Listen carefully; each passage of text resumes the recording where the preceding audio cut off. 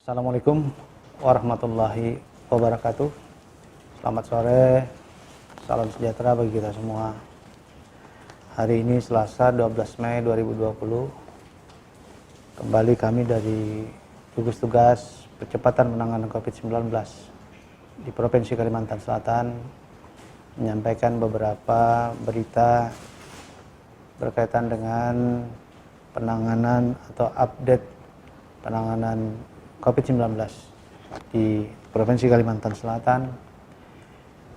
Saat ini jumlah ODP menjadi 1033, ada 33 ODP yang bertambah, kemudian ada 70 pasien dalam pengawasan, ada penambahan pula dari kemarin 54, dan penambahan ini terdiri dari beberapa hal. Yang pertama, PDP baru ada 23, yaitu yang saat ini masuk dirawat di Rumah Sakit Ulin sebanyak 4 asal Banjarmasin ya. Kemudian yang berikutnya 1 dari Rumah Sakit Hasan Basri Sungai Selatan, 4 dari Rumah Sakit Ratu Jeleha Kabupaten Banjar, dan 14 dilakukan di karantina secara khusus, diantaranya 13 dari Banjarmasin dan 1 dari Kabupaten Banjar. Kemudian terdapat pula hasil PCR yang menunjukkan PDP dengan hasil PCR-nya negatif, dan ini dirawat di Rumah Sakit Hasan Basri sebanyak 3, yaitu HB20 laki-laki 59 tahun dari Hulu Sungai Selatan, HB21 laki-laki 55 tahun dari Hulu Sungai Selatan, dan HB22 laki-laki 22 tahun dari Hulu Sungai Selatan. Kemudian ada PDP yang kemarin sore jelang malam ada PDP yang meninggal dunia di Rumah Sakit Ansari Saleh, yaitu Mas 36, wanita 47 tahun dari Banjarmasin. Oleh karena itu, yang saat ini pasien dalam pengawasan yang dirawat ada 25 di Rumah Sakit Ulin, kemudian 7 di Ratu Jeleha, 6 di Ansari Saleh, 5 di Hasan Basri, 3 di Sultan Syriansah, 4 di Suaka Insan, kemudian ada 1 dari Bayangkara, 1 Ciputra, dan masing-masing di karantina secara khusus ada 15 di Banjarmasin, 2 di Kabupaten Banjar, dan 1 di Hulu Sungai Utara. Kemudian kami laporkan saat ini total yang terkonfirmasi positif ada 277 kasus, dan diantaranya 192 kasus ini dalam perawatan baik di rumah sakit maupun dalam karantina secara khusus. Saat ini yang sembuh bertambah sehingga totalnya menjadi 58 dan 27 meninggal. Kami informasikan yang saat ini sembuh diantaranya dirawat di Rumah Sakit Ulin berasal dari Banjarmasin, kemudian Banjarbaru, Tanah Bumbu, dan Hulu Sungai Selatan. Kemudian ada 14 yang sembuh pada karantina secara khusus, yaitu ada di Ambulung, kemudian di Tanah Laut. Ada 11 yang di karantina secara khusus, yaitu di Ambulung, dan 3 dari Tanah Laut. Kami informasikan yang terkonfirmasi sembuh yaitu case COVID-14 Ulin 14, 41 tahun laki-laki Banjarmasin, 59 Ulin 51 laki-laki 61 tahun Kabupaten Banjar. Kemudian case COVID-56 dari Ulin, dari Rumah Sakit Ulin, laki-laki 42 tahun Sungai Selatan, dan 183 dari Rumah Sakit Ulin, wanita 11 tahun dari Tanah Bumbu. Kemudian berikutnya yang di dalam karantina secara khusus yang sembuh, yaitu case COVID-18 86, laki-laki 48 tahun Banjarbaru. 87, laki-laki 45 tahun dari Banjarbaru. 88, laki-laki 50 tahun Banjarbaru. 89, laki-laki 24 tahun dari Banjarbaru. 91, laki-laki 35 tahun dari Banjarbaru. 131, laki-laki 21 dari Banjarbaru. 125, laki-laki 26 tahun dari Banjarbaru. 126, laki-laki 45 tahun dari Banjarbaru. Kemudian 127, laki-laki 48 tahun dari Banjarbaru. 128, laki-laki 23 tahun dari Banjarbaru. 130, laki-laki 51 tahun dari Banjarbaru. Kemudian case COVID 64, ini yang karantina khusus di Tanah Laut, yaitu laki-laki 48 tahun. Dan case COVID 137, laki-laki 50 tahun Tanah Laut. 172, laki-laki 51 tahun dari Tanah Laut. Kemudian kami informasikan yang saat ini juga ada pasien yang baik terkonfirmasi positif dan konfirmasi positif maupun beberapa PDP yang meninggal beberapa waktu yang lalu dan terkonfirmasi positif. Yang pertama adalah case COVID 236, ini ulin 107, laki-laki 70 tahun dari Banjarmasin yang meninggal baru saja pada siang tadi. Kemudian case COVID 275, laki-laki 60 tahun dari Banjarmasin. Ini adalah PDP yang meninggal 11 Mei. Kemudian case COVID 276, laki-laki 46 tahun dari Banjarmasin. Dan ini adalah PDP yang meninggal 11 Mei di Rumah Sakit Muhammad Ansari Saleh. Selanjutnya case COVID 277, Mas 31, laki-laki 59 tahun Batola, meninggal pada 10 Mei. Ini juga PDP dari Rumah Sakit Muhammad Ansari Saleh. Kemudian ada penambahan yang saat ini terkonfirmasi positif ada 13, yaitu 1 PDP dari Rumah Sakit Ratu Jeleha asal Banjarmasin. Kemudian 12 hasil tracing yang saat ini dilakukan karantina, yaitu 4 di Tanah Laut, kemudian 5 di Tapin, masing-masing 1 Hulu Sungai Selatan, Banjarbaru, dan Batola. Selanjutnya pasien dalam terkonfirmasi positif ini dirawat di beberapa rumah sakit, diantaranya 18 kasus di Rumah Sakit Ulin, kemudian 7 di Rumah Sakit Bayangkara, 6 di Rumah Sakit Muhammad Ansari Saleh, 5 di Rumah Sakit Idaman, 2 kasus di Rumah Sakit Bu Yasin, 2 di Ratu Jeleha, kemudian masing-masing 1 di Rumah Sakit Damanhuri, Abdul Aziz, Ciputra, dan Rumah Sakit Balah Batu, Amuntai. Nah, itu adalah beberapa pasien baik yang terkonfirmasi positif yang dirawat maupun yang dalam pengawasan. Selanjutnya kami informasikan beberapa kondisi pasien yang saat ini dirawat yang terkonfirmasi positif di beberapa rumah sakit. Yang pertama di Rumah Sakit Umum Ulin, yaitu case COVID 109, 152, kemudian 225, 202. Saat ini kondisinya masih dalam kondisi yang belum stabil, masih menggunakan alat dan juga masih dalam keadaan sesak napas. Sedangkan yang lainnya saat ini dalam kondisi yang stabil. Kemudian yang dirawat di Rumah Sakit Muhammad Ansari Saleh seluruhnya dalam kondisi yang baik. Begitu juga yang dirawat di Rumah Sakit Bu Yasin Tanah Laut dalam kondisi yang baik. Abdul Aziz juga demikian. Rumah Sakit Idaman juga dalam kondisi yang stabil. Rumah Sakit Umum Damanhuri juga dalam kondisi yang baik dan stabil. Rumah Sakit Bayangkara juga dalam kondisi yang baik.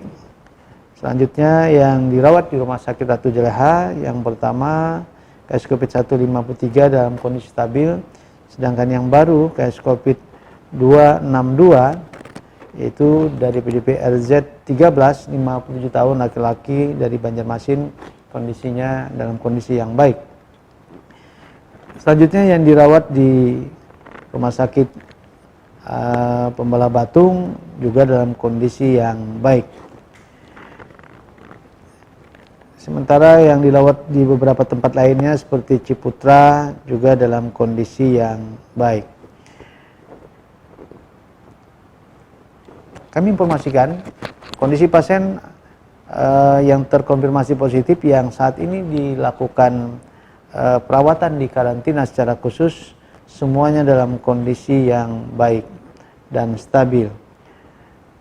Kami informasikan ada beberapa penambahan baru, terutama yang saat ini dilakukan di dalam karantina secara khusus, diantaranya adalah kasus COVID 263, 36 tahun, laki-laki dari Tanah Laut, kemudian 171, 48 tahun, laki-laki Tanah Laut, kemudian 265, 3 tahun, laki-laki Tanah Laut, 266, 34 tahun, wanita dari Tanah Laut, 267, 43 tahun, wanita dari Tapin, 268, 10 tahun, laki-laki dari Tapin, 269, 56 tahun, wanita dari Tapin, 270, 46 tahun, wanita dari Tapin, 271, 11 tahun, laki-laki dari Tapin, 272,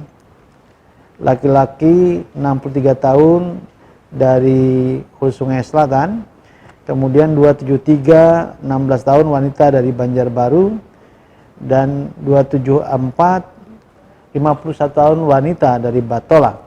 Semua dalam kondisi yang baik.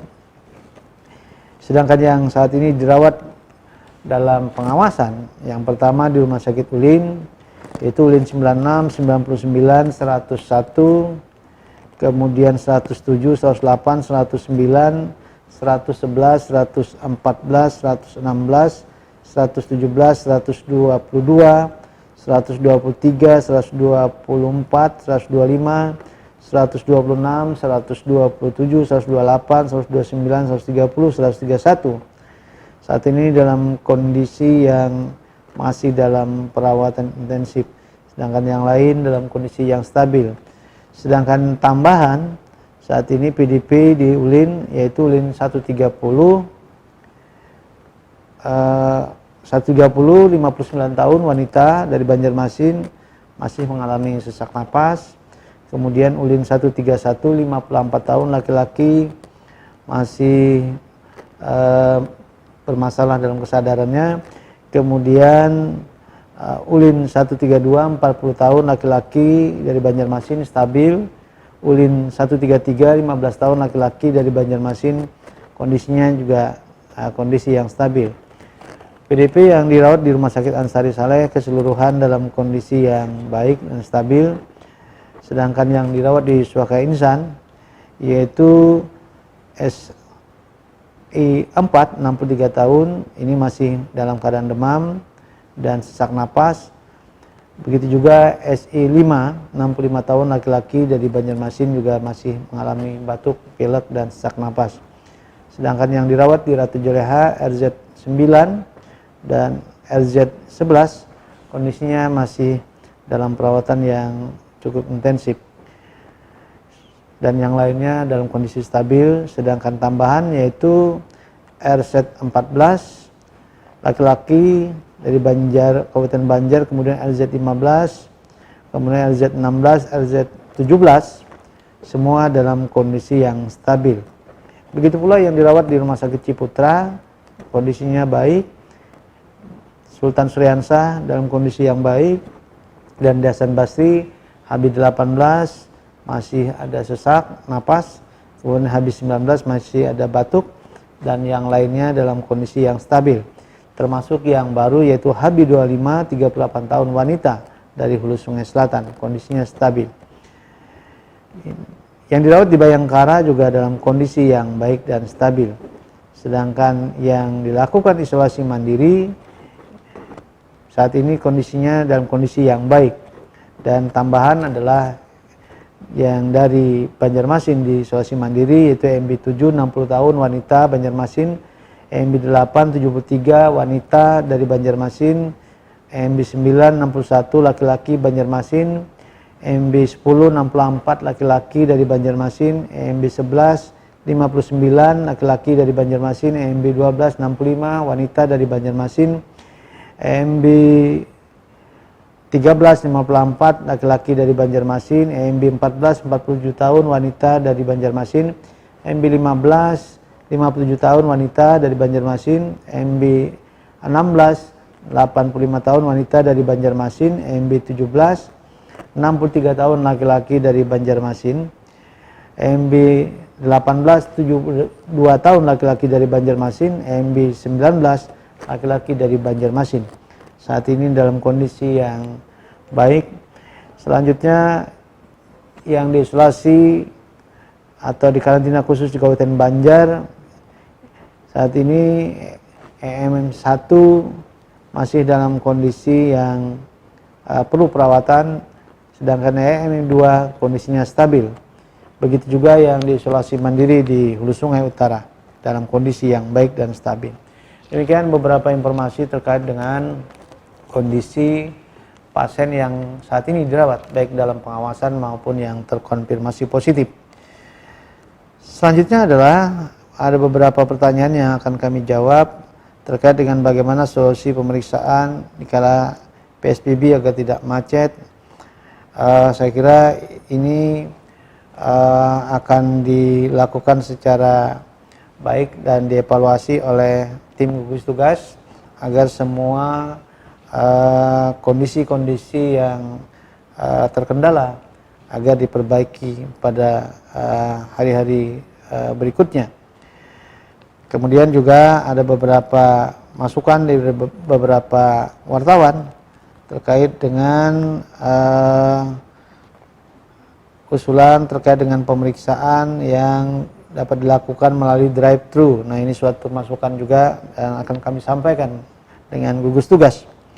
Selanjutnya terkait dengan SK Menteri Kesehatan soal PSBB, Batola, kemudian Kabupaten Banjar dan Kota Banjarbaru sudah diterbitkan. Saat ini tim gugus tugas baik provinsi maupun 3 kabupaten, 2 dari kabupaten dan 1 kota saat ini sedang melakukan rapat-rapat koordinasi untuk memantapkan langkah-langkah di dalam menyusun bagaimana pelaksanaan PSBB agar betul-betul bisa efektif. Oleh karena itu sudah disiapkan peraturan gubernur, kemudian ini nanti akan dilanjutkan atau disesuaikan dengan peraturan wali kota atau peraturan bupati ya, dalam upaya-upaya pelaksanaan. Bagaimana PSBB ini betul-betul mampu memberikan dampak terhadap memutuskan rantai penularan. Oleh karena itu semua aspek yang disiapkan ini menjadi bahan tadi yang didiskusikan oleh teman-teman gugus tugas provinsi dengan kabupaten kota yang saat ini disiapkan PSBB-nya.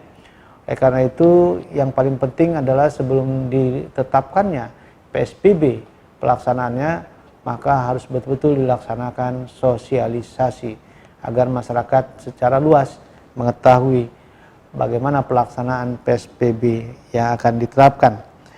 Nah, selanjutnya yang terakhir terkait dengan data antara kabupaten, kota, provinsi, kemudian juga kemungkinan ada di pusat, ada beberapa perbedaan. Ini tergantung pada kapan update-nya. Karena data ini bersifat dinamis, ini adalah merupakan data yang sifatnya real time. Oleh karena itu penetapan kapan data ini menjadi data update, dan ini bisa jadi terjadi perbedaan-perbedaan itu. Tetapi pada intinya adalah semua data itu sama, ya, hanya pada saat penayangannya yang mungkin berbeda.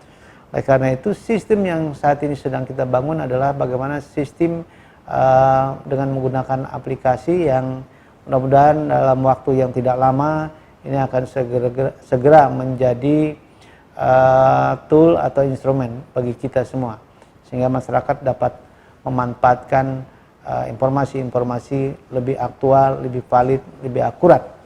Nah, demikian yang dapat disampaikan sebagai update informasi yang kami sampaikan melalui gugus tugas percepatan penanganan COVID-19 di Provinsi Kalimantan Selatan. Sekali lagi mari kita mendoakan kepada almarhum almarhumah yang meninggal dunia, terutama pada hari ini. Marilah kita berdoa, mudah-mudahan beliau-beliau tersebut, para almarhum tersebut mendapatkan tempat yang layak di sisi Allah Subhanahu wa taala. Mudah-mudahan husnul khotimah. Dan tentu saja kita doakan kepada keluarga yang ditinggalkan agar diberi kesabaran, ketabahan, dan keikhlasan. Dan ini adalah semua cobaan yang saat ini kita hadapi. Sekali lagi kita selalu juga berdoa kepada Allah Subhanahu wa taala agar wabah COVID-19 ini cepat berlalu. Demikian, terima kasih. Assalamualaikum warahmatullahi wabarakatuh.